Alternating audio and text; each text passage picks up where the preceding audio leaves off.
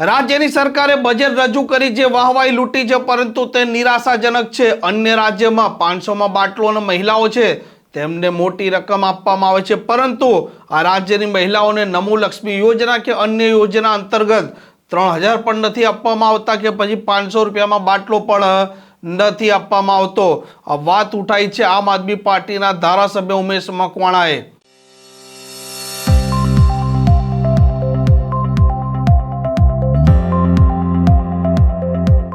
નમસ્કાર, આપ જોઈ રહ્યા છો હોટલાઇન ન્યૂઝ। રાજ્યની સરકારે બજેટની જાહેરાત કરતા ધમાસાણ મચ્યું છે, કેમ કે વિપક્ષના નેતા કહી રહ્યા છે કે આ બજેટ છે તે નિરાશાજનક અને હતાશાજનક છે, આંકડાકીય રમત છે, પરંતુ વાસ્તવિક રીતે આ રાજ્યના લોકોને કોઈ એવો ફાયદો નથી થવાનો। ધારાસભ્ય ઉમેશ મકવાણાએ ત્યાં સુધી કહ્યું છે કે તેમના મત વિસ્તારમાં અનેક પ્રશ્નો છે, તેનું યોગ્ય નિરાકરણ પણ નથી આવી રહ્યું। આમ આદમી પાર્ટીના ધારાસભ્ય ઉમેશ મકવાણાએ આ બજેટને લઈને શું કહ્યું છે તે આપ સાંભળી લો। એ ખરેખર ગુજરાતની જનતા સાથે ખૂબ જ વિશ્વાસઘાત કર્યો એવું આ બજેટ રજૂ કરવામાં આવ્યું છે। ખૂબ જ નિરસ્તા જેવું આ બજેટ જોવા મળે છે।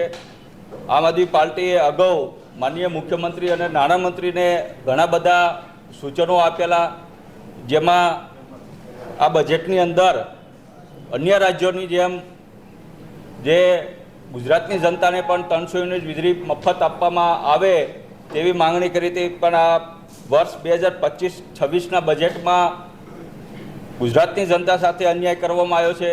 એટલે કે 300 યુનિટ વીજળી મફત કરવાની વાત આમાં કોઈ સમાવેશ કરવામાં આવ્યો નથી। સાથોસાથ ગુજરાતના બેરોજગાર યુવાનોને જે સન્માન રાશિ આપવાની વાત હતી એમાં પણ આમાં બજેટમાં કાંઈ સમાવેશ કરવામાં આવતો નથી। ગુજરાતનો જે ખેડૂત છે એની આવક ડબલ કરવાની વાત તો કરવામાં આવે છે રાજ્ય સરકાર દ્વારા, પણ તમે જોયું હશે કે ગુજરાતનો ખેડૂત દિવસે ને દિવસે દેણાવાળો બનતો જાય છે। એના નજીકના જ સમયમાં આંકડા પણ રજૂ થયા છે કે સૌથી વધુ દેણાવાળો જો કોઈ રાજ્ય હોય તો એ ગુજરાત છે। એટલે કે ગુજરાતનો ખેડૂત ખૂબ જ દેણાવાળો બની ગયો છે, તો એનું દેણું માફ કરવાની આમ આદમી પાર્ટી દ્વારા મેં પોતે રજૂઆત કરેલી હતી કે ભાઈ આ બજેટમાં ગુજરાતના તમામ ખેડૂતોનું 3 લાખની મર્યાદામાં દેણું માફ કરવામાં આવે, પણ આ બજેટમાં એનો પણ સમાવેશ કરવામાં આવ્યો નથી। સાથોસાથ અન્ય રાજ્યોમાં ભારતીય જનતા પાર્ટીની 22 કરતાં વધુ રાજ્યોમાં સરકાર છે, તેમાં મોટાભાગના રાજ્યોમાં ગેસનો બાટલો છે એ 400 રૂપિયા કરતાં આજુબાજુના ભાવમાં આપવામાં આવે છે, પણ ગુજરાતની મહિલાઓને આ બાટલો 400 રૂપિયામાં આપવાની કોઈ બજેટમાં જોગવાઈ કરવામાં આવી નથી। તમે જોયું છે કે ઘણા બધા રાજ્યો એવા છે ભાજપ શાસિત, તેમાં મહિલાઓને સન્માન રાશિ આપવાની વાત કરવામાં આવી છે। અમે પણ માગણી કરી હતી કે ભાઈ અમારી ગુજરાતની બહેનોને પણ દર મહિને 5000 રૂપિયાની સન્માન રાશિ આપવામાં આવે, તેમાં પણ આ બજેટમાં સમાવેશ કરવામાં આવ્યો નથી। સાથોસાથ જે ખેત વપરાશના જે સાધનો હોય, ટ્રેક્ટરો હોય, ઓજારો હોય, એમાં પણ જીએસટી નાબૂદ કરવાની વાત આમ આદમી પાર્ટીએ કરી હતી, પણ તેમાં પણ આ બજેટમાં કોઈ ઉલ્લેખ કરવામાં આવ્યો નથી। અને સાથોસાથ તમે જોયું છે કે એકાદ વર્ષથી રત્ન કલાકારોની આર્થિક પરિસ્થિતિ ખૂબ જ કપેટ બની ગઈ છે। હીરાના ઉદ્યોગોમાં ખૂબ જ મંદીનો માહોલ છે, ત્યારે જેવી રીતના કિસાન ક્રેડિટ કાર્ડ ઉપર 5 લાખ સુધીની વગર વ્યાજની લોન આપવામાં આવે છે, તેવી પણ માગણી આમ આદમી પાર્ટી દ્વારા કરવામાં આવી હતી કે ભાઈ રત્ન કલાકારોને 5 લાખ સુધીની લોન આપવામાં આવે રાજ્ય સરકાર દ્વારા અને 0% આપવામાં આવે, જેથી કરીને જે રત્ન કલાકારોનું જીવન જે છે એને આર્થિક સંકળામણમાંથી બહાર કાઢી શકાય, પણ આ બજેટમાં કોઈ જોગવાઈ કરવામાં આવી નથી। સાથોસાથ આ બજેટની અંદર